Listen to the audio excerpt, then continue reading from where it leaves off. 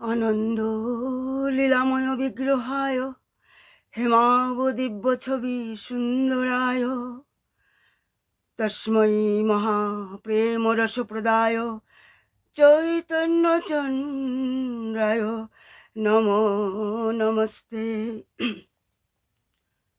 প্রথমে আমি নিত্যলীলা প্রবিষ্ট জয়ং বিষ্ণুপাদ গোবিন্দ পৃষ্ঠায় মহাভাগবত পরমহংস অষ্টোত্তর শত শ্রী শ্রীমৎ স্বামী শিবানন্দ গোস্বামী মহারাজের পাদপদ্মে আমার কোটি কোটি দণ্ডবত প্রণাম। আর সমস্ত রূপানুগ গুরুবর্গ, গুরু পরম্পরা এবং সমস্ত আচার্যবর্গের চরণে আমার কোটি কোটি দণ্ডবত প্রণাম। আর উপস্থিত সমস্ত কৃষ্ণপ্রিয় অনুরাগী গৌর ভক্তবৃন্দের চরণে আমার কোটি কোটি দণ্ডবত প্রণাম। আমাদের প্রিয় বাবা, যিনি 3 শতাব্দীর সাক্ষী, কাশী নিবাসী, সমগ্র বিশ্বের প্রবীণতম মানুষ, যিনি পদ্মশ্রী সম্মানে ভূষিত হয়ে সেই ভাগবতম মহাভাগবত পরমহংস আমাদের বাবা নিত্যলীলায় তিনি প্রবিষ্ট হয়েছেন। নিভৃত নিকুঞ্জে রাধা মাধবের লীলায় তিনি নিযুক্ত এখন। তাই বাবা সবসময় বলতেন, আমি গোবিন্দকে ভালোবাসি, তাই আমি এত সুখী। বাবা তা আরও বলতেন, আমি হরিভক্তি লাভের জন্য আমি ব্রহ্ম মুহূর্তে উঠি, আমি জপ করি, গলায় আমি তুলসী মালা পরিধান করি, আমি একাদশী করি এবং আমি রোজ নানা গ্রন্থ আমি পাঠ করি।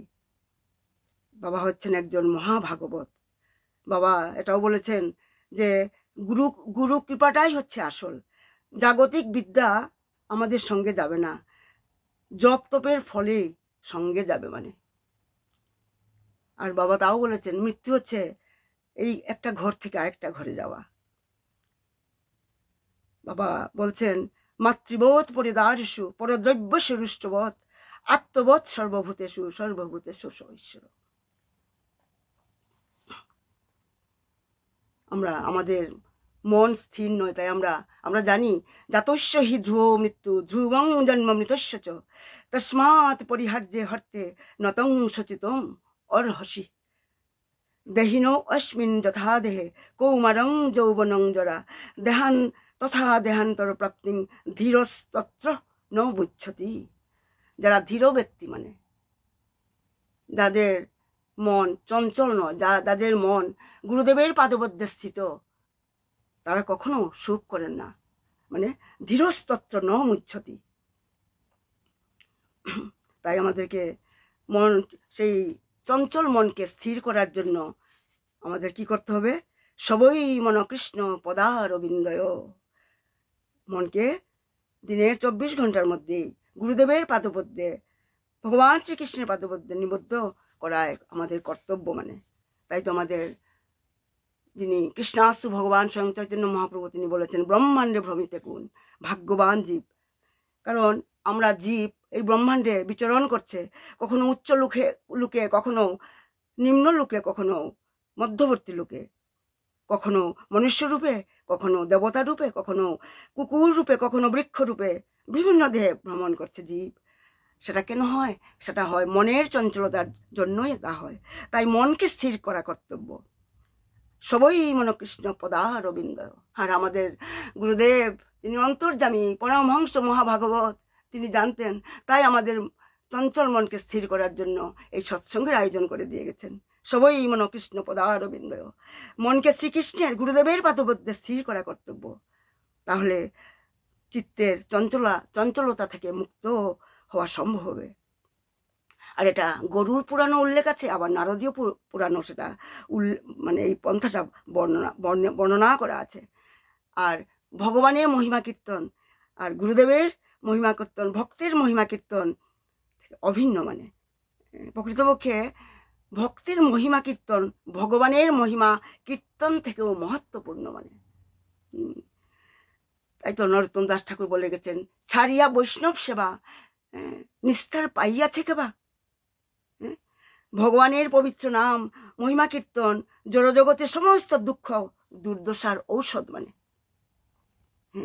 তাই তো আমাদের আচার্য নরোত্তম দাস ঠাকুর কি সুন্দর করে গিয়েছেন, তোমারে লইতে আমি হইনু অবতার, আমি বিনা বন্ধু আরো কে আছে তোমার। সত্যি তো, আমি বিনা বন্ধু আরো, বাবা ছাড়া গুরুদেব ছাড়া আমাদের সত্যিকারের বন্ধু আর কেউ নেই। তার জন্যই তো গুরুদেব স্বয়ং তিনি কারণ ভগবান স্বয়ং কৃষ্ণ তিনি গুরুরূপে তিনি আসেন, আমাদেরকে মার্গদর্শন করানোর জন্য আসেন। তোমারে লইতে আমি হইনু অবতার। তাই গুরুদেব হচ্ছেন ভগবানেরই অবতার মানে, তিনি শক্তাবেশ অবতার, আমাদেরকে মার্গদর্শন করার পথ প্রদর্শক তিনি, আমাদের মানে পরম বন্ধু। তাই বলেছেন মানে ভজিব বলিয়া এসে সংসার ভিতরে ভুলিয়ার হিনু আমি, ভুলিয়া রহিলে তুমি অবিদ্যার ভোরে।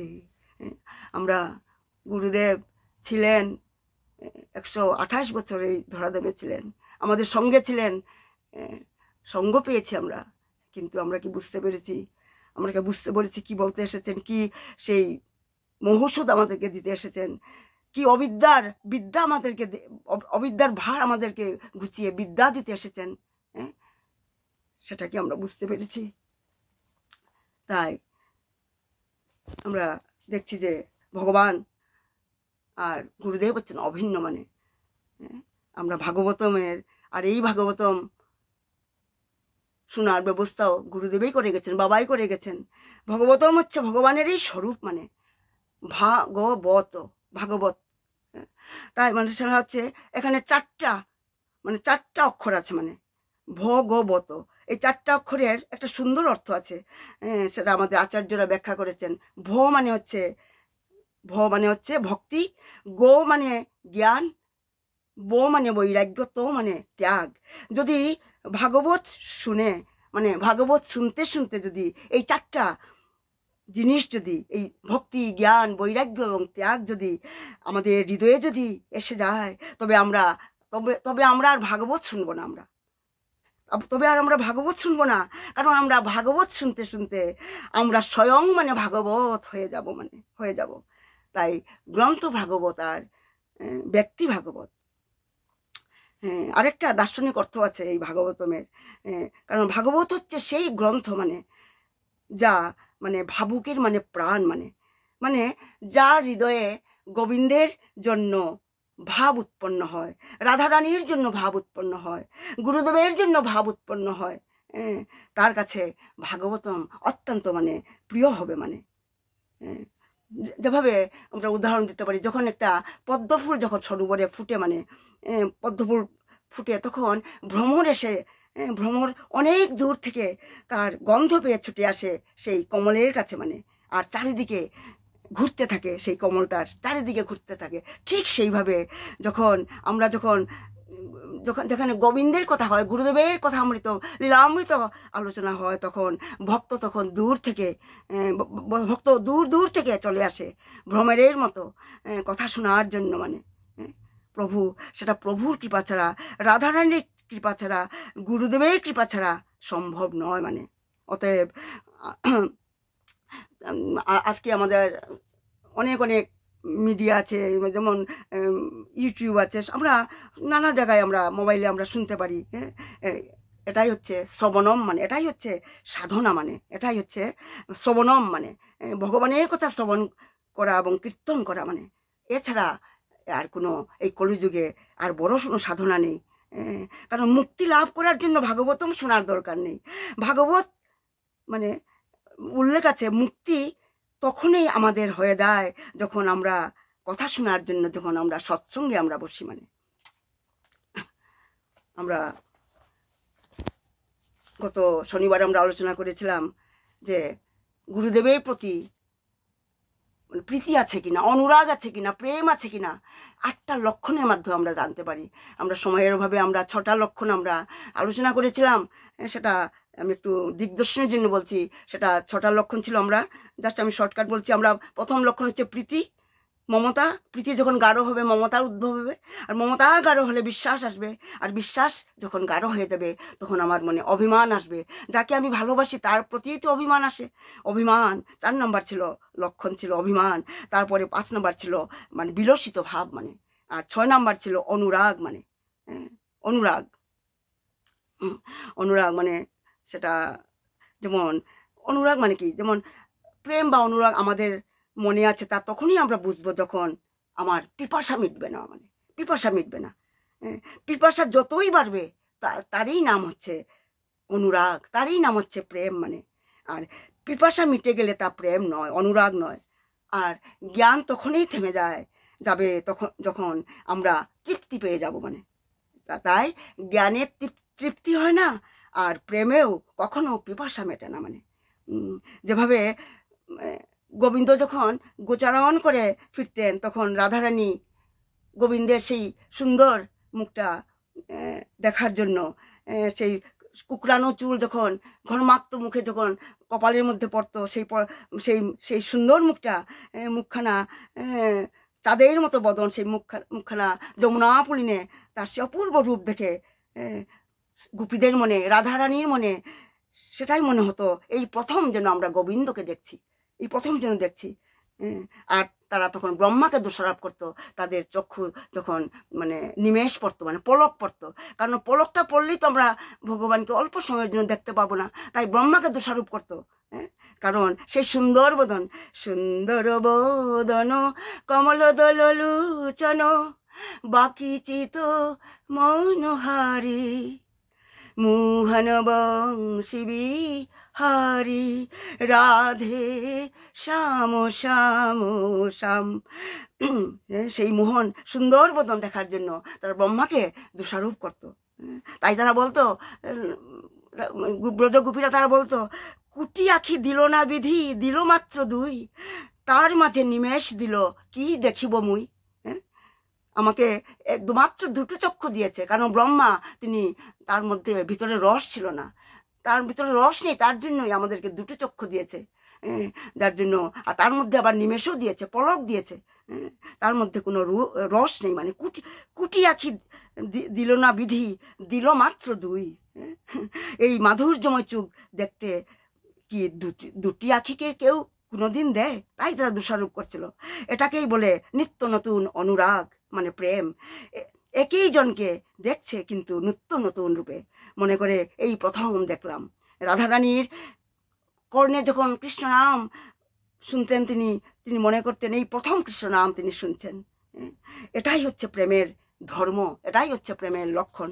আর 7 নম্বর লক্ষণ হচ্ছে উন্মাদনা, মানে উন্মাদনা। যেমন ভগবানকে দেখে একটা উন্মাদনা যখন আসে, গুরুদেবকে যখন দেখা মাত্র একটা মনে একটা উন্মাদনা আসে, পাগলামি আসে, সেটা 7ম লক্ষণ ভক্তের, মানে 7ম লক্ষণ। মানে মনে পাগলামি আসবে, মানে সেই সম্বন্ধে আমাদের শ্রীজীব গোস্বামীপাদ তিনি ভক্তি সন্দর্ভে তিনি বলেছেন যে মানে অসমর্থ, মানে অসমর্থ চমৎকারিত্ব ভগবানের প্রীতির দ্বারা, সেটা একটা উন্মাদনা, মানে উন্মাদনা। সেটা কিরকম, যেটা আমরা দেখেছি, আমরা সেই উন্মাদনাটা আমরা দেখতে পেয়েছি, আমরা চৈতন্য চরিতামৃতে আমরা দেখতে পেয়েছি যে যখন কৃষ্ণাস্তু ভগবান স্বয়ং, যিনি স্বয়ং ভগবান, যিনি ভক্তরূপে তিনি এসেছেন, সেই মহাপ্রভু তিনি যখন গম্ভীরাতে, যখন তিনি পুরীধামে গম্ভীরাতে তিনি 18টা বছর ছিলেন, সন্ন্যাস নেওয়ার পর 6 বছর তিনি বৃন্দাবন, দক্ষিণ ভারত সমস্ত তীর্থ পরিভ্রমণ করে তিনি গম্ভীরাতে এসেছিলেন বাকি 18টা বছর। আর গম্ভীরাতে রাত জেগে তিনি কাঁদতেন শুধু মহাপ্রভুর, মানে তিনি কাঁদতেন, হে কৃষ্ণ কোথা যাও, কোথা পাও, হে কৃষ্ণ তুমি কোথায়, হে প্রাণনাথ।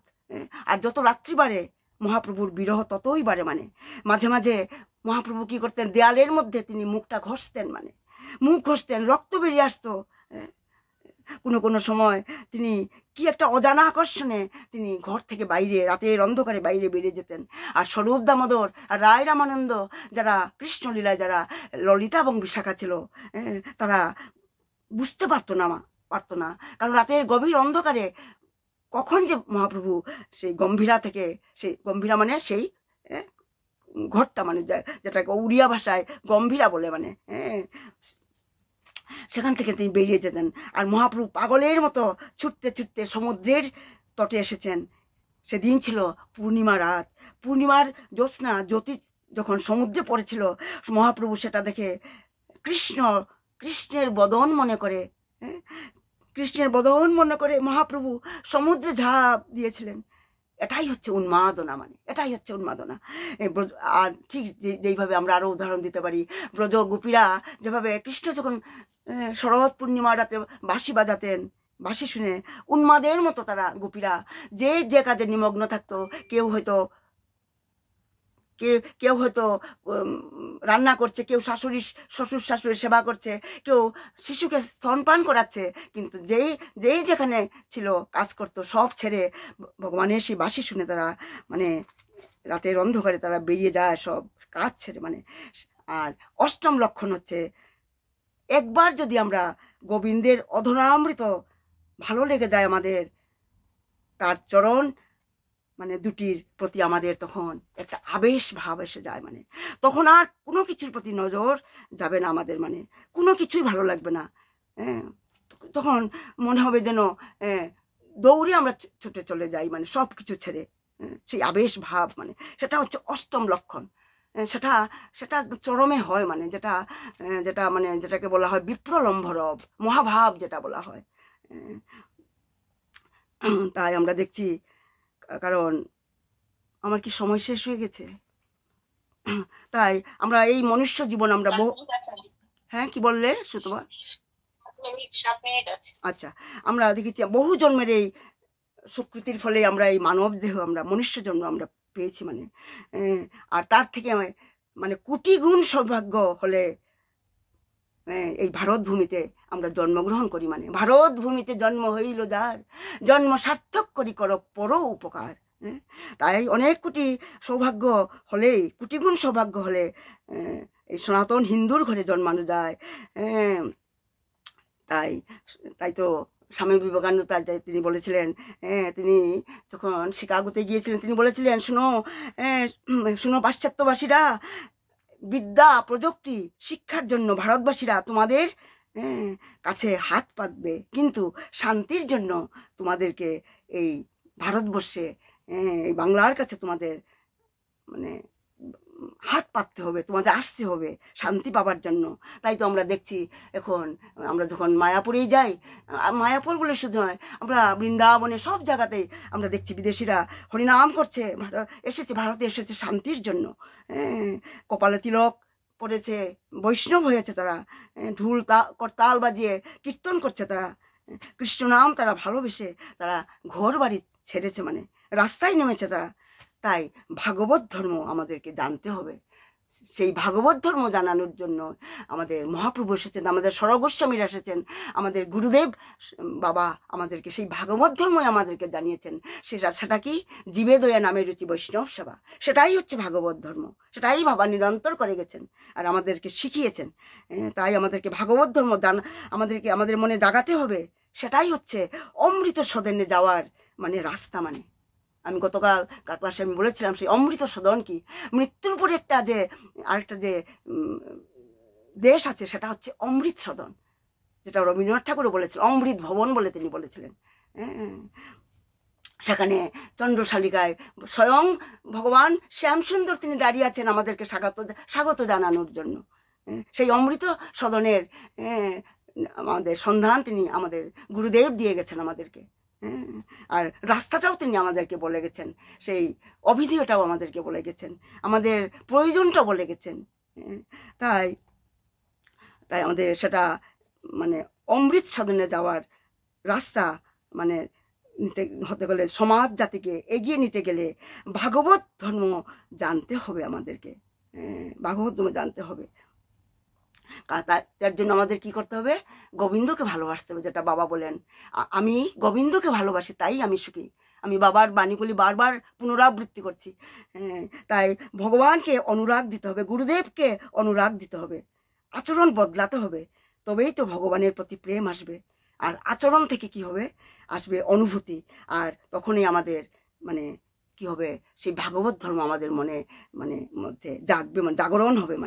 সেই তাই তো ধ্রুব মহারাজ, প্রহ্লাদ মহারাজ, তারা আমাদেরকে সেটাই বলে গেছেন, অনুভূতি অনুরাগ, সেটাই তো বলে গেছেন। অনুভূতি অনুরাগ ভগবানকে দাও, ভগবানের প্রতি দাও। আরো 5 মিনিট আছে বোধ হয়। সেই আমরা দেখছি একটা ছোট্ট একটা চরিত্র, একটা ভক্তমাল চরিত্র থেকে নন্দদাস বাবা, যিনি উচ্চকোটির বৈষ্ণব ছিলেন, তিনি আসলে কিন্তু কৃষ্ণলীলাতে তিনি রাধারানীর মঞ্জরি ছিলেন, সখী ছিলেন, যাকে বলা হয় মঞ্জরি।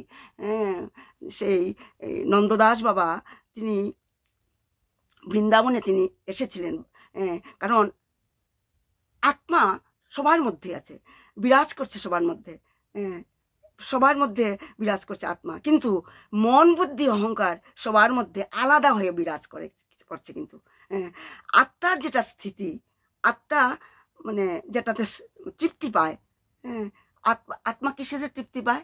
আত্মা সবাই আলাদা আলাদা, আত্মা অনেকের তারা জড়জাগতিক বস্তুতে তারা আনন্দ খুঁজে বেড়ায়, আবার কেউ আবার হরিভজনে যদি আমরা যাই তখনই আসলে সে প্রকৃত আনন্দ, কারণ জড়জাগতিক যে আনন্দ সেটা ক্ষণস্থায়ী, টেম্পোরারি। কিন্তু সেই ভগবানের যখন আমরা নাম রূপ গুণ কীর্তন করে যদি আনন্দ যেটা পাই আমরা, সেটা হচ্ছে যথাযথ প্রকৃত আনন্দ, যার কোনো বিনাশ নেই। তাই যারা ভাগবত ভজন করে, ভাগবত শ্রবণ করে, তাদের কিন্তু আমরা যদি বলি যে আপনারা যদি বলা হয় যে জড়জাগতিক আনন্দ, যদি বলা হয় যে মুভি দেখার জন্য যাওয়া বা অন্যান্য কত আনন্দ, যেমন আনন্দের সোর্স আছে, সেখানে কিন্তু তাদের ভালো লাগবে না, কারণ তাদের আত্মার স্থিতি এক জায়গায় স্থিত হয়ে গেছে। তাদের আত্মার স্থিতি কি?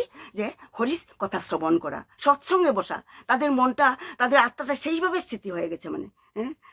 আর সে কিন্তু ম্যাটেরিয়াল, সেই অপুলেন্সে, ম্যাটেরিয়াল জগতে আনন্দের মধ্যে সে রস পাবে না। কিন্তু যার যার আত্মার গতি প্রকৃতি বিভিন্ন তার পোষণ, সেইভাবে পোষণ পায়, অনুকূল ধর্ম পায়, সে ওই দিকে যাবেই।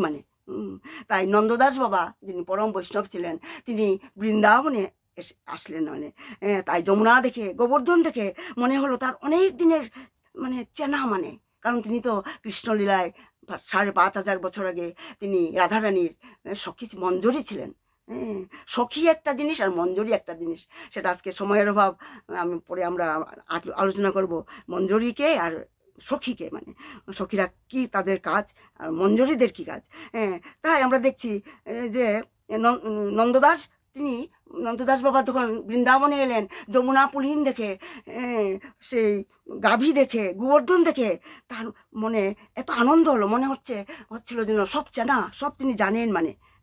তারপর 1 মাস ওখানে তিনি বাস করার পর একদিন হঠাৎ তিনি বারান্দায়, যখন তিনি তো গোবর্ধন পরিক্রমা করতেন, একদিন হঠাৎ তিনি দেখলেন একটা বারান্দায় একটা সুন্দরী রূপবতী রমণীকে দেখতে পেলেন, এবং তিনি সেই মুখের দিকে তিনি তার চোখ গেল, সেই অপূর্ব রূপ দেখে সেই নন্দদাস বাবা সেই বারান্দায় গিয়েই বসে থাকলেন, সেই বারান্দায় গিয়ে বসে থাকলেন সকাল থেকে সন্ধ্যা পর্যন্ত। আর ওই মাতাজি, সেই সুন্দরী রূপবতী মাতাজি লজ্জায় বারান্দায় এসে সংসারের কোনো কাজ করতে পারছিল না। সন্ধ্যাবেলা যখন তার স্বামী গৃহে ফিরে এলেন, তখন স্বামীর কাছে সেই মাতাজি বললেন, উনি তো বৈষ্ণব, হাতে জপমালা, মনে হচ্ছে উনি ব্রজেই বাস করেন, কিন্তু আমাকে দেখে, আমার রূপ দেখে, সেই যে সকাল থেকে বারান্দায় বসে আছেন আর উনি যাচ্ছেন না, আপনি উনাকে প্রণাম করে জিজ্ঞাসা করুন উনার কি চাই, উনি কি চান। তখন তার পতিদেব বলছেন নন্দদাস বাবাকে, আপনি একজন বৈষ্ণব, আপনি যদি বলতেন আপনার কোন সেবায় আমরা আসতে পারি। নন্দদাস বাবা তখন বললেন, আমি অন্য কিছুই চাই না, শুধু ওর মুখটা আমার সামনে এসে একবার দেখতে দাও। ওর মুখটা আমি আরেকবার আমি দেখতে চাই। এইরকম যদি কেউ স্বামীর কাছে কেউ বলে তখন কি হবে সেটা? সেই স্বামীর দশা।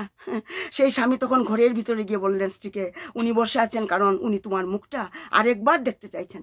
তখন স্ত্রী বলে উঠলেন, আমি কি করে যাব ওনার সামনে, ওনার তো বদনাম হবে, আমার রূপের মধ্যেই তিনি কী বা পাবেন, ওনাকে গিয়ে বুঝিয়ে বলুন। এইভাবে নন্দদাস সকাল থেকে মানে গভীর রাত পর্যন্ত এসে রোজ বসে থাকতেন বারান্দায়, খাওয়া দাওয়া স্নান কিছুই নেই, ওই মুখটা দেখবেন বলে তিনি বারান্দায় এসে বসে থাকতেন। সেই মাতাজি তখন ধীরে ধীরে চিন্তা করলেন, এইভাবে দিনের পর দিন আসছে তখন কারণ ওনারা ছিলেন পরম বৈষ্ণব, এই পতি আর সেই মাতাজি তারা বড় বৈষ্ণব ছিলেন। কারণ বৈষ্ণবের ধর্ম তিনটা, মানে বৈষ্ণব মানে কাকে বলা হয়? যার মধ্যে তিনটা ধর্ম মানে আছে, মানে জীবে দয়া, নামে রুচি, বৈষ্ণব সেবা। যার মধ্যে তিনটা লক্ষণ থাকবে তিনিই হচ্ছেন সাধু বৈষ্ণব। মানে তাই তো মহাপ্রভু তো প্রথমেই বলেছিলেন, তুমি তখনই বৈষ্ণব তোমার যখন জীবের প্রতি যখন দয়া আসবে, যেটা আমাদের বাবার মধ্যে ছিল। মানে সবাইকে তিনি নারায়ণ সবার মধ্যে নারায়ণ জ্ঞান করতেন। আত্মবোধ সর্বভূতেষু বাবা, সবাইকে তিনি প্রণাম করতেন। আর তার যখন ভালোবাসা হয়েছে কিনা তার মধ্যে, সেটা দুটি মানে লক্ষণ আছে কিনা তা দেখতে হবে। সেটা হচ্ছে সেবা, তার মধ্যে সেবার মনোভাব আছে কিনা, সেটা দেখতে হবে। মানে তাই এইভাবে নন্দ দাস বাবা 3 মাস ধরে এইভাবে রোজ সকালে আসতেন, রাত্রিবেলা ফিরে যেতেন। তখন একদিন সেই মাতাজি আর পতিদেব স্থির করলেন তারা এই গ্রাম ছেড়ে, গিরি গোবর্ধন ছেড়ে তারা গোকুলে চলে যাবেন। রাতের অন্ধকারে তারা গোকুলে চলে আসলেন। আমি শর্টকাট বলছি, গোকুলে চলে আসলেন। তখন কোথায় গেলেন তারা কিন্তু সেই গুরুদেবের আশ্রমে গেলেন, গোকুলে, যার থেকে দীক্ষা নিয়েছিলেন। গুরুদেবের কাছে গেলেন সেই রাতের অন্ধকারে। আর গুরুদেব তাদেরকে দেখে বললেন, তোদের মুখ দেখে এত শুকনো মুখ দেখছি, তোরা নিশ্চয়ই কিছু খাসনি। তাই বলে গুরুদেব কি করলেন, 5টা আসন তিনি পাতলেন। তখন মাতাজি সেই আসন দেখে বললেন, আরে গুরুদেব, আমরা তো 4 জন, মানে বাচ্চা 2টা ছিল, আমরা 4 জন, আপনি 5টি আসন পেতেছেন? জিজ্ঞাসা করলেন মাতাজি, কার জন্য আরেকটা? কারণ গুরুদেব তো কখনো শিষ্যের সঙ্গে বসবেন না, তখন গুরুদেব তো অন্তর্যামী। বললেন যে, গুরুদেব বললেন যে যার জন্য তোমরা ঘর ছেড়েছ, গুরুদেব বললেন এই আসনটা আমার জন্য নয়, তোমরা যার জন্য ঘর ছেড়েছ, কিন্তু তোমরা এখনো আমাকে বলনি, যার জন্য ঘর ছেড়ে এই চলে এসেছো, এই আসনটা তার জন্যই আমি রেখেছি। শুনেই সেই মাতাজি এবং স্বামী তা গুরুদেবের চরণে মানে মাথা আচ্ছা মাথা ঠেকালো, আর বললো যে আমাদের বুঝতে পারিনি, আমরা অপরাধ হয়ে গেছে। এইভাবেই আমি এখানেই শেষ করছি, আমার সময় ওভার হয়ে গেছে। নিতাই গৌ সীতানাথ প্রেমানন্দে, হরি হরি বল, হরি হরি বল, হরি হরি বল। হে কৃষ্ণ গোবিন্দ হরে মুরারি, হে নাথ নারায়ণ বাসুদেব। জয় শিবানন্দ বাবা কি জয়, খেতুরি ধাম কি জয়, নরোত্তম দাস ঠাকুর কি জয়, জয় গুরুদেব কি জয়। প্রণাম সবাইকে, প্রণাম।